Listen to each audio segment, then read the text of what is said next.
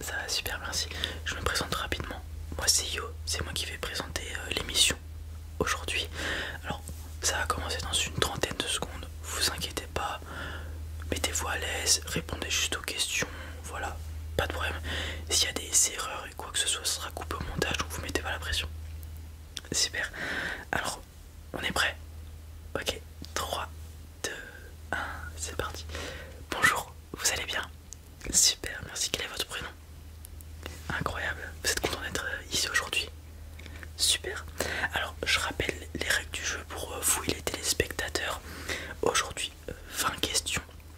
Ok, 20 questions aléatoires en termes de thème, mais aussi de difficulté.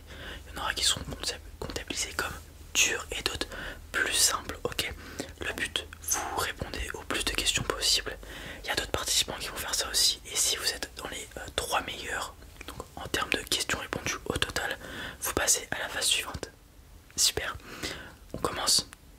On commence avec une question géographie. Est-ce que vous êtes prêts?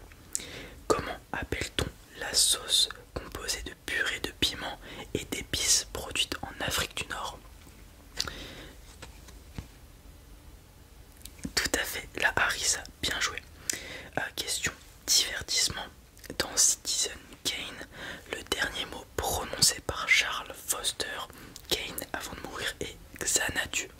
Vrai ou faux? Un peu compliqué, un peu vieux le film, tout à fait, vous avez raison. Bonne intuition, c'est bien évidemment faux.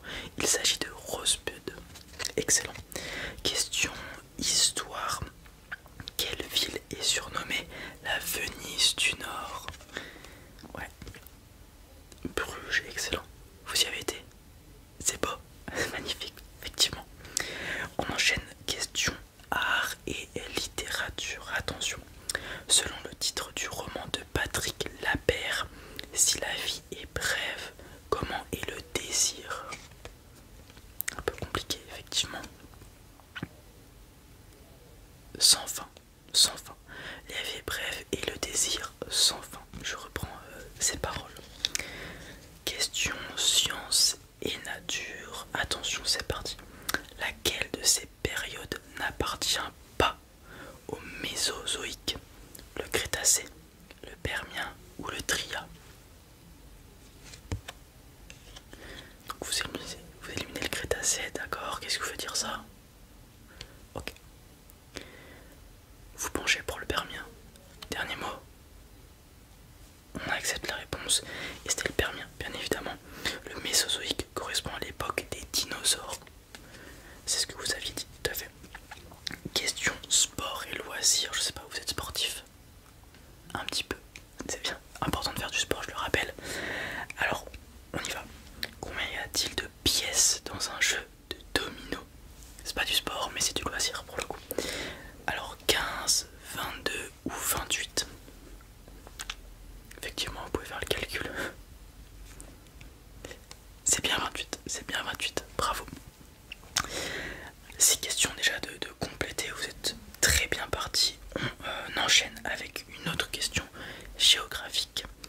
De géographie tout simplement. De quel continent l'EVA est-il originaire?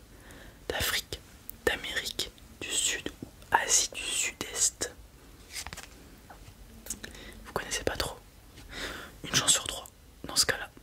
Vous pouvez peut-être faire des petites, pas des prédictions, mais vous orienter vers comment dire, une location que vous connaissez peut-être. Pas du tout, vous connaissez rien. Au pif. C'était l'Amérique du Sud.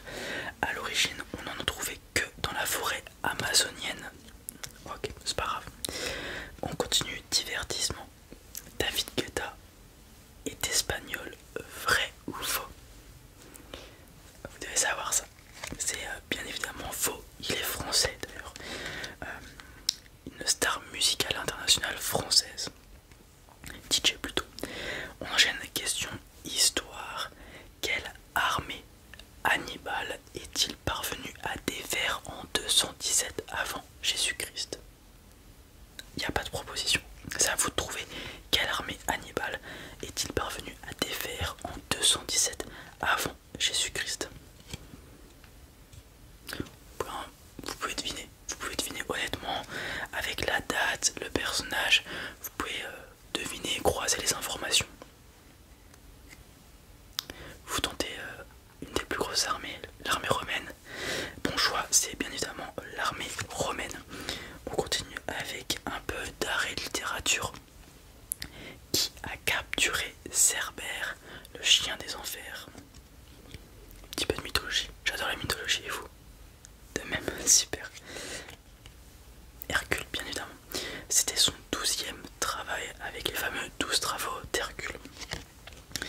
Alors on enchaîne questions sciences et nature, hein. Parfois elles sont difficiles ces questions, est-ce que ça va être le cas? Lequel de ces champignons n'est pas vénéneux? La manite vireuse, le bolet Satan ou la trompette de la mort? Trompette de la mort, tout à fait, pour le coup. Celle-ci était plutôt simple par rapport aux autres parfois. Comme je l'ai dit, niveau de questions aléatoires, avec des thèmes aléatoires. Voilà. On enchaîne avec sport et loisirs. Quel signe du zodiaque est symbolisé par des jumeaux? Alors, catégorisant sport et loisirs, celle-ci, je vous fais pas dire, c'est pas trop du loisir à la rigueur, mais bon, je répète du coup, excusez-moi. Quel signe du zodiaque est symbolisé par des jumeaux? Et ouais, ça se ressemble, c'est bien sûr les Gémeaux, le signe des Gémeaux. Voilà. Je suis Gémeaux d'ailleurs, et vous? D'accord, très bien. On enchaîne, on arrive donc à 12 questions, on a fait plus de la moitié, vous avez un très bon score. Vous êtes d'ailleurs quasiment qualifié, plus que 4 questions, et vous êtes qualifié. 4 questions bonnes, bien évidemment. Super, on enchaîne avec de la géographie encore, même pattern à chaque fois. Quelle ville de France est surnommée la ville rose? Vous y êtes allé récemment? Ah, c'est joli, hein, on est d'accord. Toulouse, on est d'accord. Toulouse, très jolie ville. Avec le soleil et le beau temps, ça fait toujours plaisir. On enchaîne divertissement. Qu'est-ce qui est à la fois le nom d'un chef sioux, d'un cabaret parisien et d'un groupe de rock américain? Attention, attention. Un peu compliqué effectivement. Alors peut-être que vous pouvez vous aider des...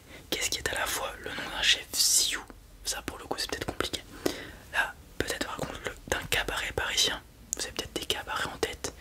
Et aussi d'un groupe de rock américain. Avec ces deux infos, il y a peut-être moyen de l'avoir.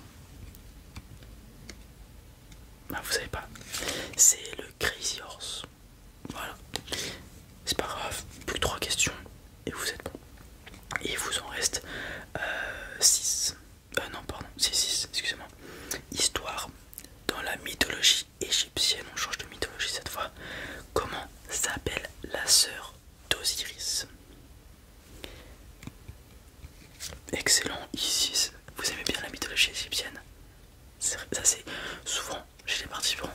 Les mythologies c'est qui du tout? Soit ils connaissent tout, soit ils connaissent rien. C'est vraiment ça. Excellent. Du coup on enchaîne avec art et littérature. Attention, langue, bouche et nez sont 3 mots dérivés du grec. Vrai ou faux? Un petit peu d'étymologie. Est-ce que c'est vrai? Est-ce que c'est faux? Ok, bonne déduction. Vous partez du principe que le français est dérivé du latin, donc c'est faux. Et c'est bien évidemment faux. Bravo à vous, bonne déduction. Excellent. Ouais, souvent, un petit peu de méthodologie avant de répondre aux questions sans se précipiter. Sans se précipiter, ça permet d'avoir les bonnes réponses. Excellent. Excellente stratégie. Question sciences et nature. Quelle plante est utilisée pour fabriquer la tequila? L'agave, l'aloe vera ou le cactus? Question si vous aimez bien l'alcool, peut-être question auxquelles vous pouvez répondre. Tout à fait, c'est l'agave. Bravo, bien joué. Personnellement, je ne l'avais pas.